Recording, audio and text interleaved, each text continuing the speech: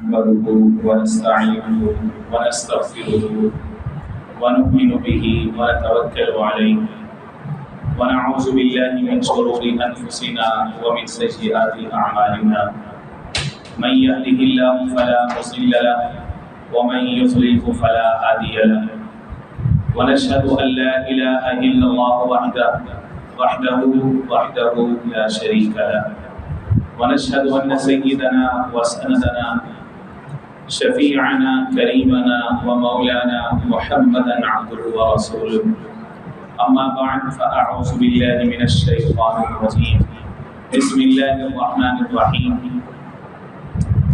إن الذين آمنوا وهاجروا وجاهدوا بأموالهم وأنفسهم في سبيل الله والذين آووا ونصروا أولئك بعضهم أولياء بعض وقال النبي صلى الله عليه وسلم إنما الأعمال بالنيات وإنما لكل امرئ ما نوى فمن كانت هجرته إلى الله ورسوله فهجرته إلى الله ورسوله ومن كانت هجرته إلى دنيا يصيبها أو إلى امرأة ينكحها فهجرته إلى ما هاجر إليه أو كما قال عليه الصلاة والسلام.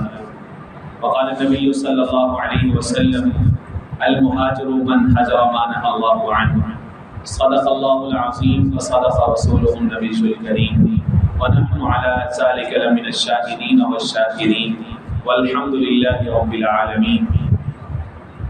مولاي صل وسلم دائما أبدا على حبيبك خير الخلق كلهم هو الحبيب الذي ترجى شفاعته لكل حول من الأحوال مقتحم.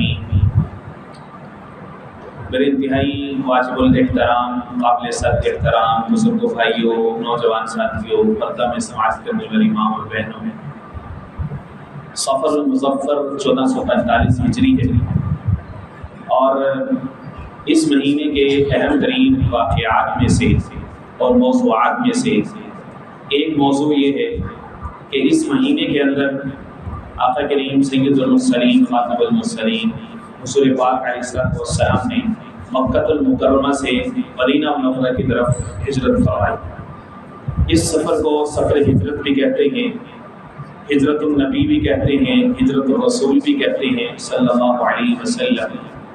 حضور پاک علیہ السلام کی جتنی سیرہ مبارکہ ہے، اس کے جتنی کتب ہیں، ان کا ایک روشن ترین پہلو ہے، اس کا نہایت شاندار باب ہے کہ آقا کریم علیہ السلام نے جو ہجرت مکہ المکرمہ سے مدینہ المنورہ کی طرف فرمائی ہے، اس کے اسباب و عوامل کیا ہیں، اس کا پس منظر کیا تھا، کیا وجوہات تھیں.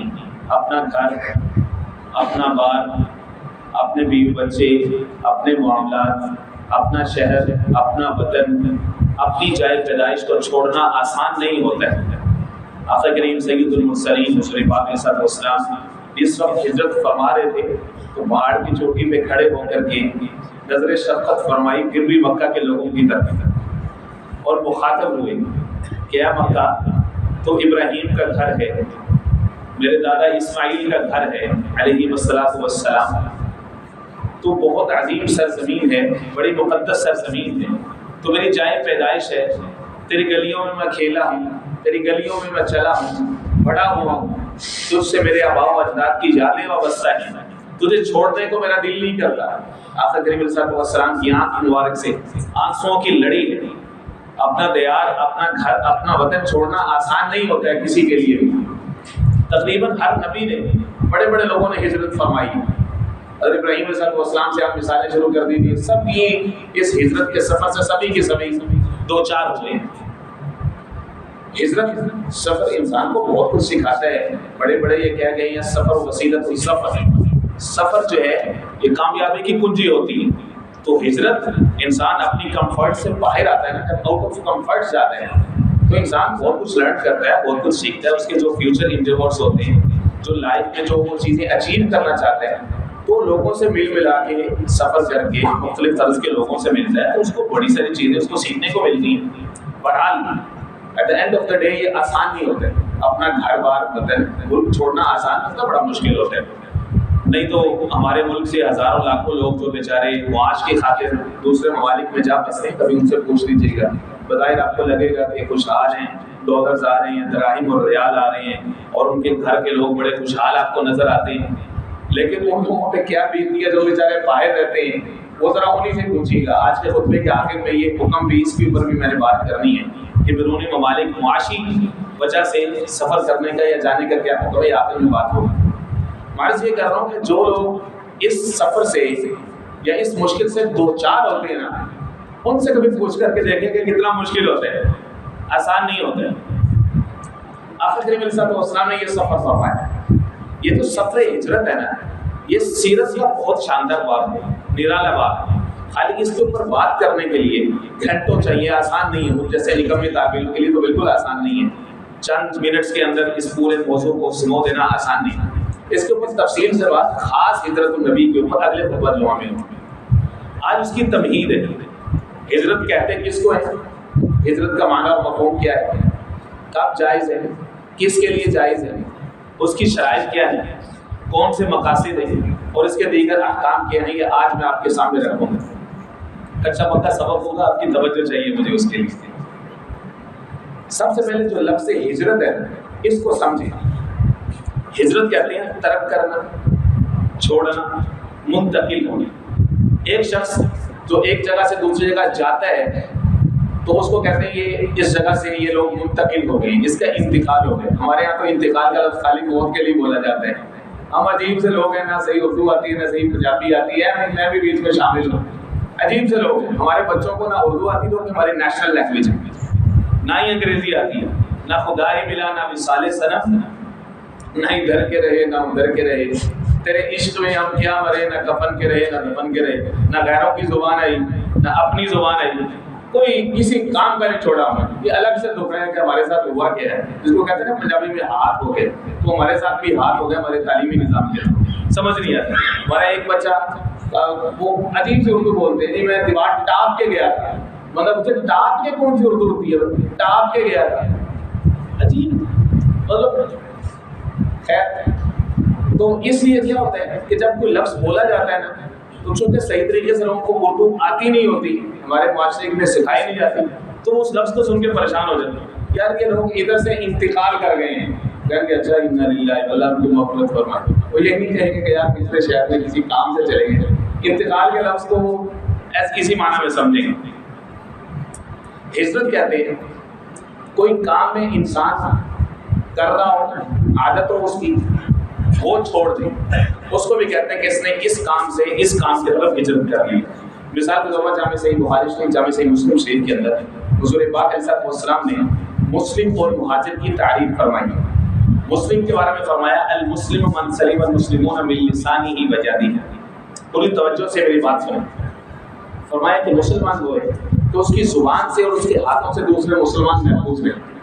یہ ایک آئینہ ہے، ایک شیشہ ہے۔ میں جا کر کے شیشے میں دیکھوں، اپنے پچھلے 24 گھنٹے یاد کروں، میمورائز کروں، پچھلے 6-8 مہینے سال کے یاد میرے ہاتھوں سے میری زبان سے کسی کو تکلیف نہیں پہنچی، میرے کسی عزیز رشتہ دار کو، بہن بھائی کو، دوست احباب کو، کولیگز کو، فرینڈس کو تو پہنچی تو نہیں۔ اللہ کرے کہ ہمارے اندر یہ چیز پیدا ہو جائے کہ ہم یہ کرنا شروع کر دیں، سیلف اکاؤنٹیبلٹی شروع کر دیں خود کی احتسابی، کہ یار میری زبان سے کوئی کسی کو تکلیف نہیں پہنچ رہی۔ تو اب کیا ہو رہا ہے کہ انسان اپنا احتساب کر رہا ہے۔ فرمایا کہ یہ شیشہ ہے تمہارے لیے، مسلمان وہ ہے جو اپنی زبان اور ہاتھوں سے دوسروں کو محفوظ رکھے، دوسرے کو تکلیف نہ ہو۔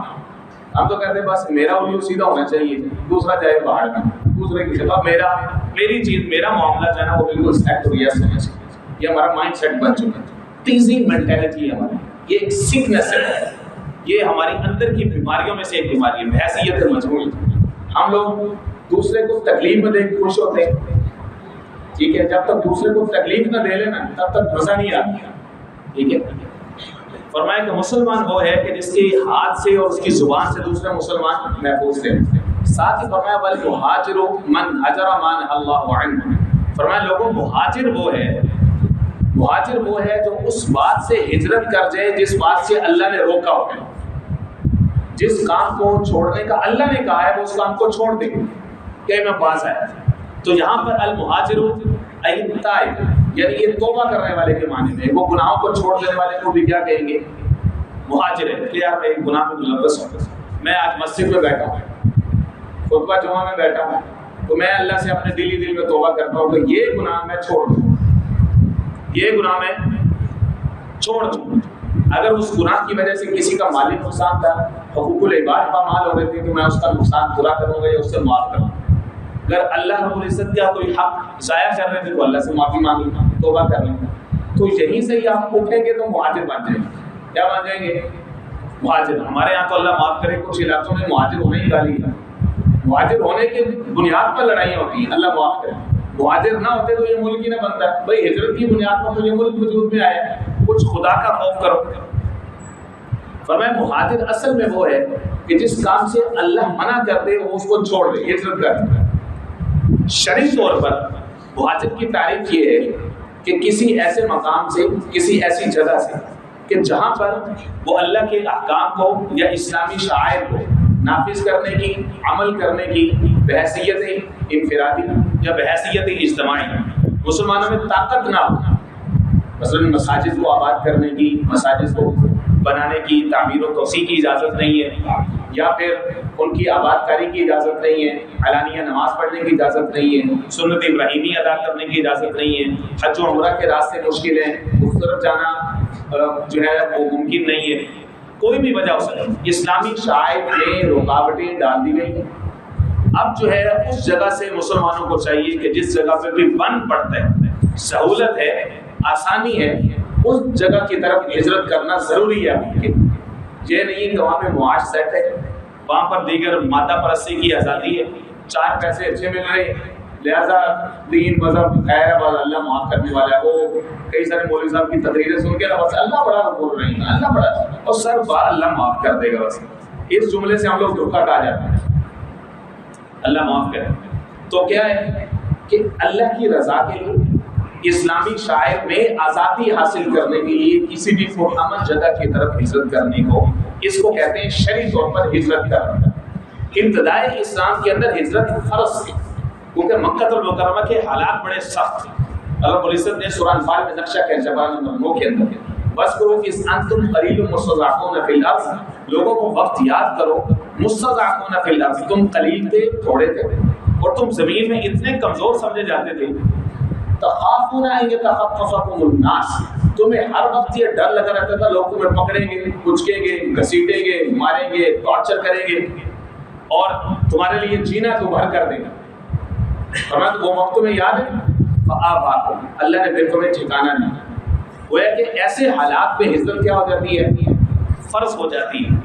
اب وہ ابتدائی اسلام تھا, نئی نئی شمع پھوٹ رہی ہے, نئی نئی روشنی پھوٹ رہی ہے, چند ایک پروانے دیوانے حضور پاک علیہ السلام کے ارد گرد جمع ہیں.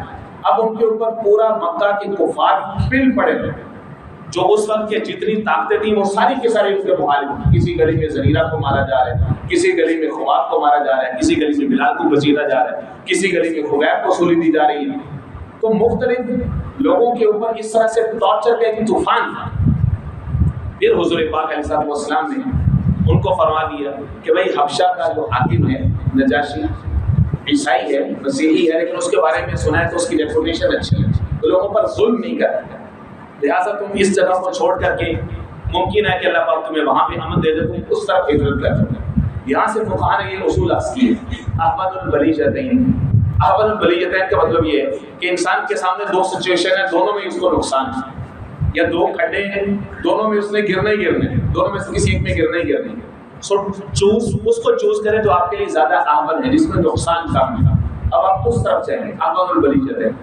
یا پھر دوسری صورت یہ ہے کہ ایک جگہ پہ آپ کو نقصان یقینی ہے, دوسری جگہ پہ امکان ہے کہ ہو سکتا ہے کہ وہاں سے فائدہ ہو جائے, نقصان نہ ہو, تو آپ اس جگہ پہ جائیں گے جہاں پہ آپ کو ممکن ہے کہ وہاں پر آپ کو امن مل سکے. تو اس لیے فرمایا کہ تم نجاشی کے پاس چلے جاؤ, وہ آپ کے لیے دارالامان ہوگا. چنانچہ وہ فیصلہ نہایت درست ثابت ہوا, اور جو ہجرت حبشہ وہ پھر 2 بار ہوئی.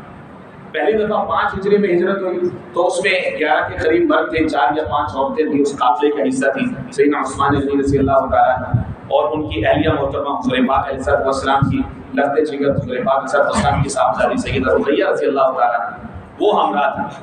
یہ پہلی ہجرت ہوئی. اس کے اگلے سال جب وہاں سے رپورٹ یہ ملی کہ امن ہے وہاں, پھر ایک بڑا قافلہ تقریباً 83 مینس اور 83 وومنس، تقریباً 100 کے قریب مسلمان دوبارہ سے پھر جس کو ہجرت حبشہ ثانیہ کہتے ہیں، پھر وہاں پر جو ہے وہ ہجرت کی۔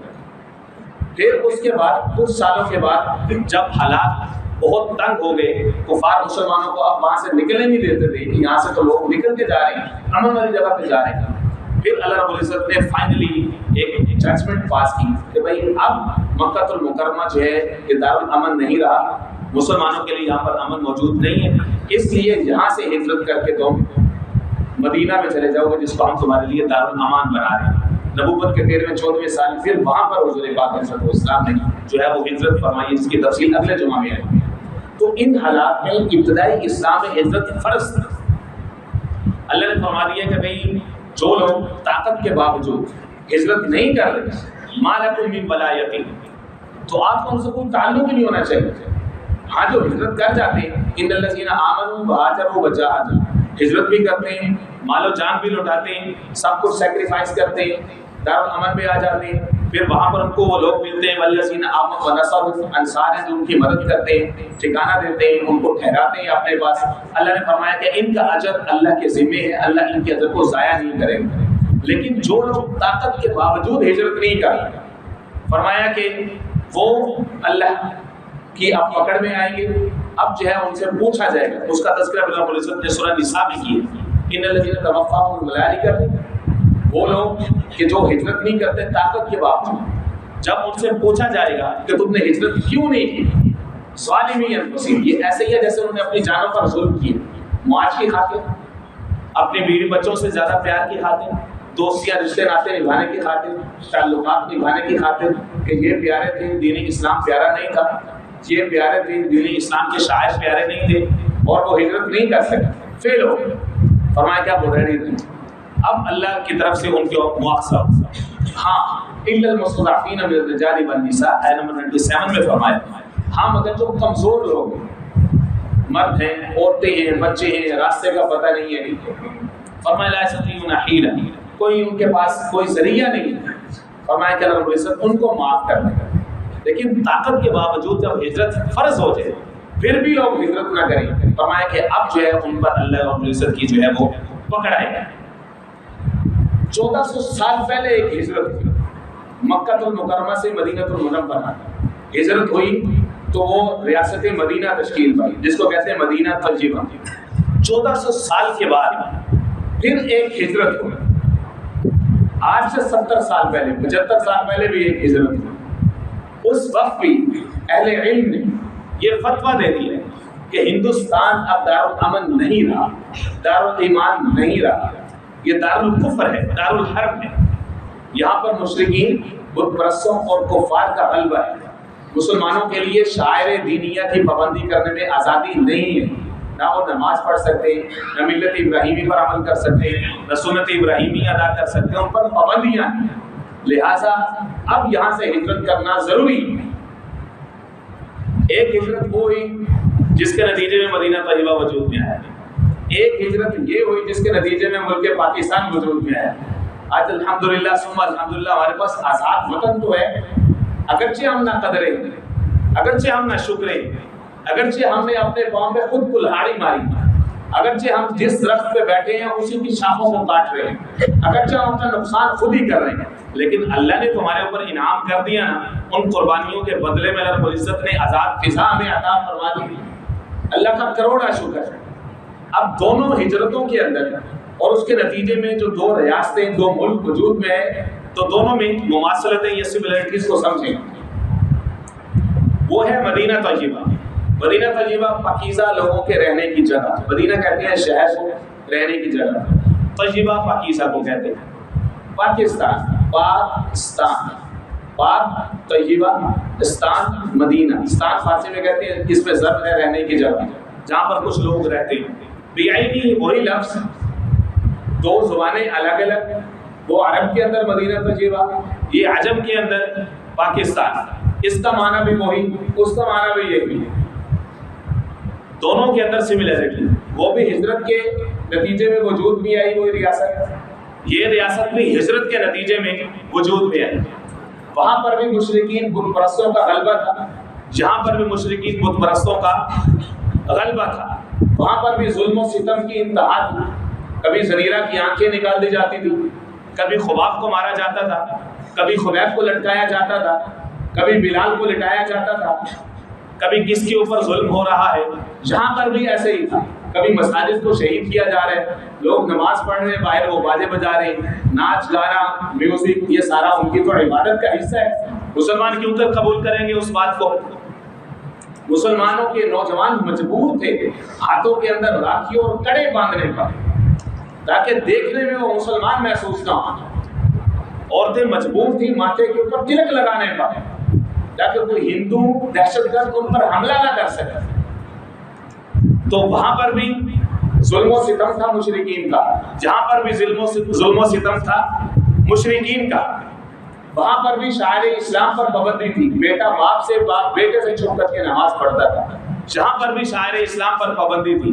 قربانی ادا نہیں کر سکتے. ہر عید الاضحیٰ پہ دنگے تب بھی تھے، آج تک ہو رہے ہیں.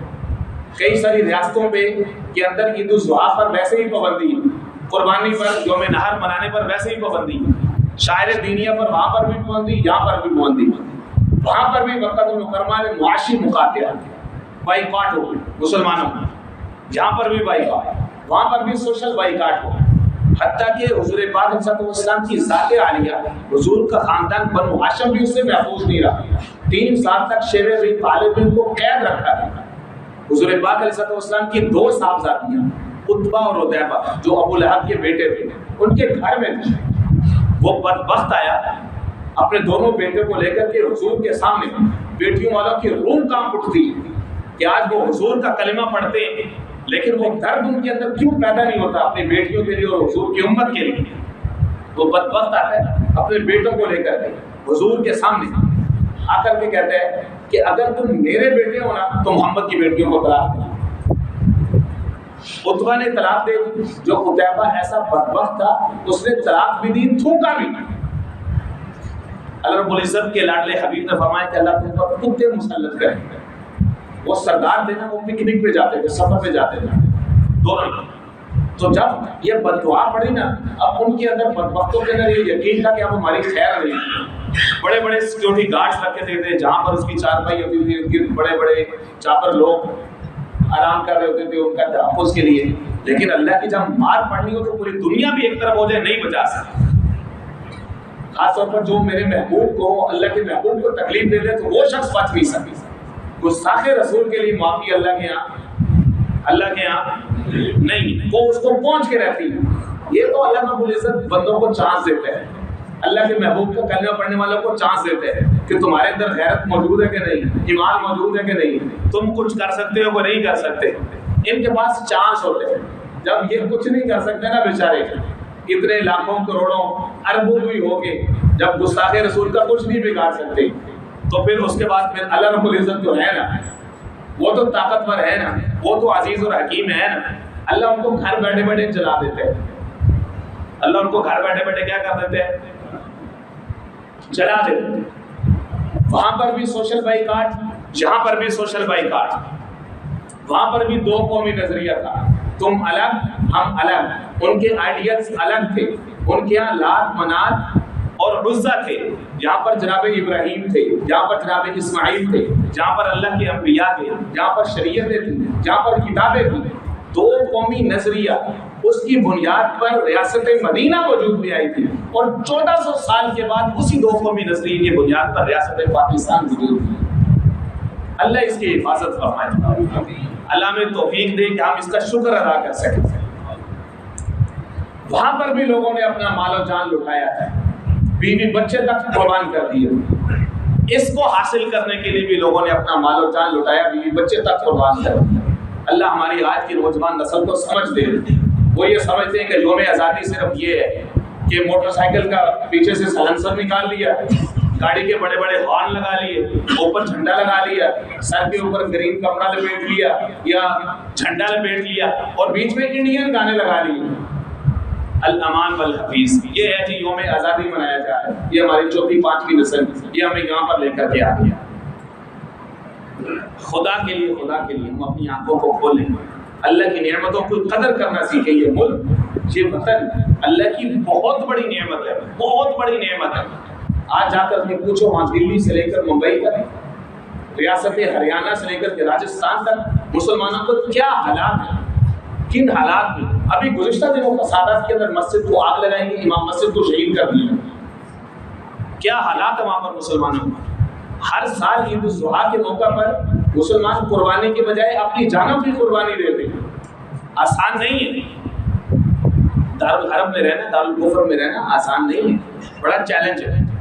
ہجرت کے مقاصد، ہجرت کس مقصد کے تحت کی جاتی ہے؟ پہلا مقصد یہ ہے کہ شاعر اسلام کی پابندی مقصود ہے کہ جی اس جگہ پر ممکن نہیں ہے لہٰذا ہم دوسری جگہ پہ جائیں گے. وہاں پر ہماری اولین ترجیح یہ ہوگی کہ اللہ کی طرف سے جو احکام ہیں، خاص طور پر جو ارکان خمسہ ہیں، ہم ان کے قیام کی عملی کوشش کریں گے. پہلا مقصد. دوسرا مقصد یہ ہے کہ مسلم معاشرے کا نظریاتی تحفظ کریں گے. ایسا نہیں کہ گھر پہ بیٹھے بیٹھے وہ غیروں کی ثقافت، غیروں کے کلچر میں گھوم لے، تو یہ غداری ہے. تیسرا یہ کہ مسلمانوں کا مالی اور معاشرتی تحفظ. یہ ہے ہجرت کے 3 بڑے بڑے مقاصد. ہجرت کی شرائط کیا ہے؟ ہجرت کی سب سے پہلی شرط یہ ہے اخلاص فی سبیل اللہ، اللہ کی رضا کے لیے. ہجرت کی دوسری شرط یہ ہے باہمی مدد اور نصرت، ایک دوسرے کی مدد کرنا، ایک دوسرے کو ٹھکانہ دینا، ایک دوسرے کو ہیلپ آؤٹ کرنا. نہ یہ کہ آتے ہی جو ہے وہ ایک چھڑی لے لی اور بھاگتے گئے، جہاں پر سانس ختم ہوا اتنی ساری زمین پر قبضہ کر لی اور 40-50 سال کے بعد کہہ دی یہ علاقے کا سب سے بڑا ذمہ دار ہے، سب پولیس والوں کو جیب میں لے کے گھومتے ہیں، سارے قانون اس کے ہیں، عدالتیں اس کی ہیں، جناب اب یہ حکومت کرے گا جی پورے علاقے کے اوپر. یہ نہیں ہے ہجرت. کچھ خدا کا خوف کریں گے. کس طرف چلیں گے؟ احکام الہیہ کے نفاذ کا عین. یہ ہجرت کی شرائط میں سے کہ آپ ہجرت کس مقصد کے لیے کر رہے ہیں. حضور پاک صلی اللہ علیہ وسلم نے فرمایا، مشکات کی جو روایت ہے، فرمایا انما الاعمال بالنیات، لوگوں عملوں کا دار و مدار نیت پر ہے. وانما لکل امرئ ما نوى، ہر ایک کو وہ کچھ ملتا ہے جس کی اس نے نیت کی. اور فرمایا فمن كانت ہجرتہ الی اللہ ورسولہ، جس کی ہجرت اللہ اور اس کے رسول کی طرف ہوگی تو اللہ اس کے رسول کے وہ قبول ہے. ومن كانت ہجرتہ الی دنیا یصیبها، جس کی ہجرت دنیا کے لیے، معاش کے لیے، ابھی مراد یا کسی عورت کی خاطر ہے، یا کی جو کہ وہ اس سے نکاح کرنا چاہتا ہے، ہجرت الی ما ہاجر ہے. تو اللہ کو ایسی ہجرت کی ضرورت نہیں ہے. اب ہم دیکھیں کہ ہم نے یہ ملک حاصل کیا ہجرت کے نتیجے میں، اور اللہ نے جو عہد لیا تھا، وضرب اللہ مثلا قریۃ آمنت، سورہ نحل کے اندر اللہ فرماتے ہیں کہ ہم تمہیں ایک بستی کی مثال دیتے ہیں. قریہ بستی کو کہتے ہیں. قریہ کو ہٹا دیں، اپنی جگہ پہ ملک پاکستان لگا دیں. قریہ آمینہ، امن بھی تھا اس کے اندر، مطمئنۃ، سیٹسفیکشن بھی تھی وہاں پہ. یاتیھا رزقھا رغدۃ من کل مکان، ہر طرف سے اس میں رزق بھی آتا تھا، بھر بھر کے آتا تھا. کتنے نیچرل ریسورسز، ہیومن ریسورسز، اور زمین و آسمان، بادل، ہوائیں، فضائیں، ہر طرح کا موسم، پھل، زرخیز زمین، پہاڑ، میدانی علاقے، سارا کچھ چل رہا تھا. اتنا رزق دیا اس نے. فکفرت بانعم اللہ، انہوں نے اللہ کی نعمتوں کی ناقدری کی. جھوٹ، جھوٹی گواہی، دھوکہ دہی، رشوت، سود کا نظام، ایک دوسرے کا حق چھیننا، قسم، اللہ کی نعمتوں کی ناشکری، جتنے برے اعمال تھے سب انہوں نے اپنے مذہبی فریضے کے طور پر اللہ کے احکام کو چھوڑا، غیروں کی ثقافت اور کلچر کو اپنا لیا. فرمایا فَأَذَاقَهَا اللَّهُ لِبَاسَ الْجُوعِ وَالْخَوْفِ، اللہ نے 2 لباس پہنائے، ایک بھوک کا لباس، ایک خوف کا لباس. 2 لباس اللہ نے اس بستی کو پہنا دیا. یہ قرآن مجید بات کر رہا ہے سورہ نحل کے اندر. قریہ کو ہٹا دیں، ملک کو لگا دیں، ملک پاکستان کو لگا دیں. سب سے آخر میں آپ سے عرض کرنا چاہتا ہوں کہ ہمارے کتنے ہی بھائی یہاں سے دیار غیر میں جاتے ہیں اس مقصد کے لیے کہ ہمارا معاش اچھا ہو جائے، چند پیسے کمانے کے لیے وہ بیچارے وہاں جاتے ہیں. دیکھیں جو اپنا ملک چھوڑ کے جانا ہوتا ہے اس کی بنیادی طور پر جو ہے وہ 2 شرطیں ہوتی ہیں. پہلی شرط یہ ہے کہ آپ کے ملک میں قتل و غارت کا بازار گرم ہے، اپنی جان بچانے کے لیے آپ جا سکتے ہیں اسائلم ڈھونڈنے کے لیے. دوسرا، آپ کے ملک کے جو معاشی وسائل ہیں وہ ختم ہو چکے، کچھ نہیں، معاشی مواقع نہیں، اس مقصد کے لیے آپ چلے جاتے ہیں، باہر جاتے ہیں. اب وہاں پر جاتے ہیں تو پھر 2 شرطوں کے ساتھ آپ جا سکتے ہیں. پہلی شرط یہ ہے کہ وہاں پر جا کر کے آپ اسلامی شعائر کی پابندی کریں. ایسا نہیں ہے کہ ان کے رنگ میں رنگ جائیں.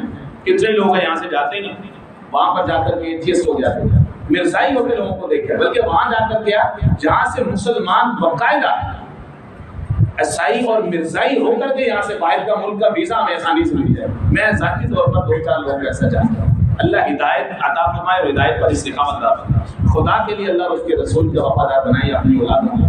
معاش کے لیے وہ اپنا ایمان نہ بیچے, اپنا دین نہ بیچے چند ٹکوں کی خاطر. یہاں سے چلے گئے, بیوی بچوں کو ادھر چھوڑ دیا. ابھی گزشتہ دنوں دل خراش واقعہ پیش آیا ہمارے سندھ کے اندر سے. وہ شخص گیا ہوا ہے سعودی عرب میں کام کے لیے 3-4 سال سے. بیوی پیچھے سے اپنے بچوں کو لے کر کے ہندو کے عشق میں مبتلا ہو کر کے ہندوستان چلی گئی.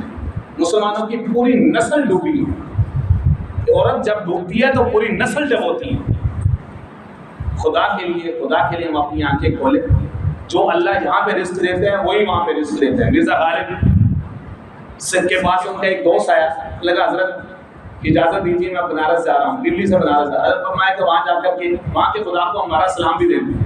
حضرت کیا بول رہے ہیں, جہاں وہاں کا خدا الگ ہے کیا؟